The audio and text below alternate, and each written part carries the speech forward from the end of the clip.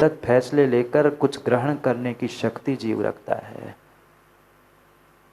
होगी गलती, पर हम गलती को गलती मान के स्वीकार करके बदलने का प्रयास तो करें। जो हमें मिल रहा है, चाहे बहिरंग साधन हो, चाहे धार्मिक साधन हो, चाहे अंतरंग साधन हो, उन साधनों का हम कितना सदुपयोग करना सीखे। कितना कितना बेशकीमती सामान, बेशकीमती सामग्री आपको मिली थी। ये मनुष्य पर्याय, ये मन, ये बुद्धि, ये आंखें, ये एक एक इंद्रिय, सब कुछ स्वस्थ होने के बाद भी हम कुछ नहीं कर पाए, हम कुछ ग्रहण नहीं कर पाए, हम किसी का सदुपयोग नहीं कर पाए। धिक्कार है फिर मनुष्य पर्याय का, धिक्कार है फिर मनुष्य पर्याय में जन्म लेना, धिक्कार है फिर जैन कुल में जन्म लेकर हम देव, शास्त्र, गुरु और धर्म से मिलने वाले उपदेशों को ग्रहण ना कर पाए, सृष्टि से मिलने वाले उपदेशों को हम ग्रहण न कर पाए।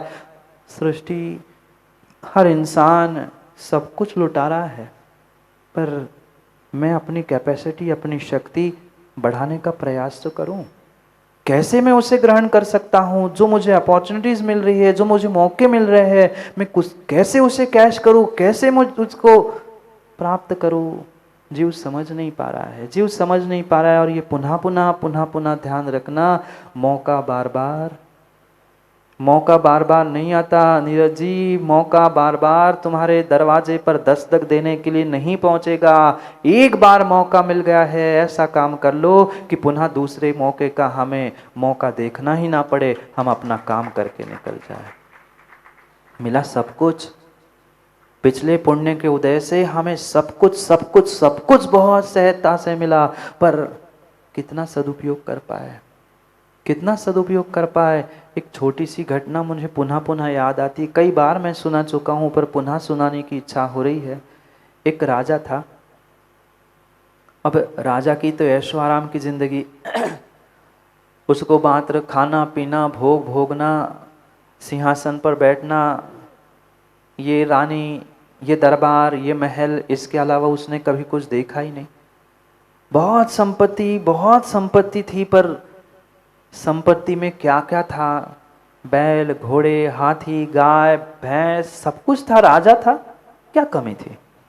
सब कुछ विभूतियां उसके पास थी, पर उसे बोध ही नहीं था कि किसका क्या महत्व है, किससे क्या मिलता है। एक दिन वह शिकार खेलने के लिए जंगल में गया और प्राणी को पकड़ने के पीछे, शिकार को पकड़ने के पीछे घोड़े पर बैठे बैठे इतना आगे बढ़ गया कि उसे होश ही नहीं रहा कि मैं अकेला बचा हूं। ऐसे जंगल में पहुंच गया कि उसे ना आगे का पता, ना पीछे का पता, ना कोई पगडंडी, ना कोई रास्ता, ना कोई प्राणी शिकार था, वो तो कहीं छुप गया। अब वो सोच रहा है कहाँ जाऊं, क्या करूं, और सोच रहा था कि थोड़ा सा नीचे उतर जाऊं। बहुत देर घोड़े से बैठा हूं, जैसे घोड़े से भी उतरता है, घोड़ा भी भाग जाता है। अब और ही अकेला हो गया, अब तो चिंता में पड़ गया, क्या करूं। चलता गया, थोड़ी देर इधर चला, थोड़ी देर उधर चला, अब रास्ता ही नहीं जंगल में, कहाँ किसको क्या पता। भटकता रहा, सुबह से निकला था, शाम का समय होने को हुआ। भूख प्यास से बेचारा पीड़ित हो गया राजा। उसने कब ग्लास उठा के पानी पिया, कब क्या किया, कुछ नहीं। वो तड़पने लगा भूख प्यास से और सोचने लगा, भगवान कहाँ फंस गया। एक शिकार के चक्कर में अब जंगल में फंस गया, पता नहीं कौन खाने पीने के लिए देगा, कौन क्या करेगा, और परेशान हो गया। सोच रहा था कोई कुछ मिल जाए व्यवस्था, शायद कुछ पुण्य का उदय जागृत हुआ। और चलते चलते चलते चलते एक दूर से एक झोपड़ी उसे दिखाई दी। उसके प्राणों में प्राण आ गए, जान आ गई कि चलो कुछ तो मिला, कुछ तो मिलेगा, एक आध इंसान मिलेगा, कुछ तो मिल ही जाएगा। खुश होता है और उस दिशा में आगे बढ़ जाता है। लगभग जंगल का दूसरा छोर उसने प्राप्त किया था और एक वृद्ध व्यक्ति वहाँ रहता था। दूर से उसने देखा कि चलो दरवाजे पर कोई ना कोई बैठा दिख रहा है, मेरा कम से कम भोजन पानी का काम व्यवस्था तो बन ही जाएगी, कुछ नहीं मिले तो पानी तो मिल ही जाएगा, सुबह से प्यासा हूँ। वह पहुंचता है, वो जो गरीब व्यक्ति झोपड़े में दरवाजे पर बैठता है वो भी हाथ जोड़ के खड़ा होता है, क्योंकि बड़ा व्यक्ति आए, राजा आए, तो कहने की थोड़ी आवश्यकता है, उसके वेशभूषा से ही पता चलता है कि कौन कैसा है, कौन क्या है। उसने जैसे ही राजा को देखा, अरे ये राजा है, कोई विशेष व्यक्ति है, हो सकता है पहचानता हो, हाथ जोड़ के खड़ा हुआ और कहता है कि आप यहाँ कैसे, रास्ता भूल गए थे क्या? राजा कहता है हाँ। आप मुझे कैसे जानते हो? राजा ने पूछा आप कैसे जानते मुझे, आपने कैसे पहचाना? कहता है राजन साहब, किसी को बताने की ज़रूरत नहीं होती, नहाने के बाल और खाने के गाल अलग चमकते हैं। समझ में आता है कौन कैसा है, आपके पोशाक से मैंने समझ लिया था कि आप नरेश हो, राजा हो। बताइए मैं क्या सेवा कर सकता हूँ आपकी? कहता है सुबह से परेशान हूँ, थका हूँ, मैं कुछ समझ लो आप कम से कम पानी ही मिल जाए। वो कह रहा पानी की क्या है, पानी तो यूँ है। पानी ला के रखता है और कहता है राजन पहली बार कोई इतना बड़ा व्यक्ति मेरी झोपड़ी में आया, मेरे तो झोपड़ी के भाग खुल गए। आप इस टूटी खाट पे बैठ जाना, मैं आपके कुछ खाने पीने की व्यवस्था करता हूँ। शाम का समय हो रहा था, कहाँ से आटा गूंथता, कहाँ क्या भोजन बना था। उसने सोचा कि क्यों ना हम मेरे पास ये गाय है, गाय का दूध निकाल कर अच्छी मिठाइयाँ बनाऊंगा, क्योंकि राजा आया था। माँ विशेष व्यक्ति आता है तो भोजन भी विशेष बनता है। उसने भी सोचा कि क्यों ना राजा पहली बार आया, कोई बड़ा व्यक्ति आया है, अच्छे मिष्टान्न बनाऊं, अच्छी मिठाई बनाऊं और उसको खिलाऊं। वह अंदर गया, राजा को पानी पिला के बाहर जो जंगल की सौंधी सौंधी ठंडी हवा चल रही थी, हवा खाने के लिए बिठाल दिया। बैठे बैठे राजा तो सो गया, उधर उसने अपनी पूरी मिठाई बनाई, सुंदर सुंदर पकवान बनाए और थाली लेकर राजा के पास आया। राजा थोड़ी देर अपनी थकान मिटा के उठ गया, देखता है इतने सारे पकवान, इतनी सारी मिठाई। उसने तो कभी ऐसी मिठाई देखी ही नहीं थी। जो नौकर बना के खिलाता था वो बेचारा खाता था, कोई लेना ही देना नहीं। उसने तो पहली बार ऐसी मिठाई देखी, वो रबड़ी, चमचम और रसमलाई, पता नहीं क्या क्या पदार्थ उसने बनाए। दूसरा कुछ था ही नहीं, दूध था। दूध से जितनी सामग्री बना पाए उसने बना ली थी। बेचारा सुबह से भूखा था और भूखा होने के बाद फिर मिठाई मिल जाए, फिर तो कहना क्या। और राजा को मिठाई मिल जाए, एक के बाद एक, एक के बाद एक के बाद एक, इतना सुंदर स्वाद उसने लिया। वो खुश हो गया, इतना खुश हो गया, इतना खुश हो गया। और उससे कह दिया कि भाई मैंने तुम्हें आधा राज दे दिया, आज तुमने मेरे प्राण बचाए, तुमने मुझे खुश कर दिया, मैंने तो तुम्हें आधा राज दे दिया। कहता है मैं क्या करूंगा आधे राज का? नहीं नहीं, तुम कल आ जाना, मैं तुम्हें आधा राज दे दूंगा।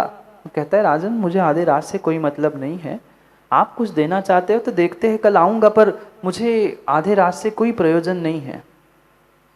राजन जाने को हुआ, उठ के उससे कहा भाई मार्ग बता देना। उसने कहा ठीक है, अभी रात हो गई है, आप भी रुक जाओ, कल हम दोनों चलते। बात तय हो गई। रात में बैठे बैठे चर्चा दोनों की हुई और राजा ने छोटी सी चीज़ उस गरीब व्यक्ति से मांग ली, क्योंकि उसने कभी इतनी सुंदर मिठाई खाई नहीं थी। और मिठाई खाने के बाद उसने पूछा क्यों माता हो, आप भी तो पूछते हैं ना कैसी बनी, कैसी बनी। उसने भी पूछ लिया कि भाई आपने इतना अच्छा बनाया है, आपने कैसे बनाया, किससे मिला आपको ये? अब उसने सीधे सीधे, बेचारा सीधा साधा था, सीधे साधे ने कह दिया कि वो तो हमारे घर में एक कामधेनु गाय है, उस कामधेनु से ये सब कुछ बना है, उसने सब कुछ दिया है। अब उसको तो यही लगा दिया है मतलब दिया है। अब राजा तो राजा, बड़ा व्यक्ति, उसके पास थोड़ी विवेक बुद्धि थी कि दिया का मतलब क्या होता है। उसने यही सुना कि कामधेनु ने दिया है, उसने मांग लिया कि अब मुझे कुछ नहीं चाहिए, मुझे तो ये कामधेनु गाय चाहिए। कहता ले दे के मेरा यही सहारा है, आप इसे ही ले जाओ, मैं राज दे रहा हूं ना, तो मैं आधा राज दे दूंगा, पर एक गाय कामधेनु मुझे दे दो। अब राजा के सामने क्या चल पाती। सुबह राजा, गरीब व्यक्ति और कामधेनु तीनों मिलकर महल में पहुंच गए। राजा को कामधेनु सौंपी, उसके बदले में कुछ अशरफिया, कुछ धन और कुछ नगर राजा ने उसे भेंट में दे दिए। उसका जीवन यापन शुरू हो गया, घर वापस आया वो गरीब व्यक्ति। उधर एक दिन बीत गया, 2 दिन बीत गया, उसे रबड़ी, चमचम और रसगुल्ले मिले ही नहीं।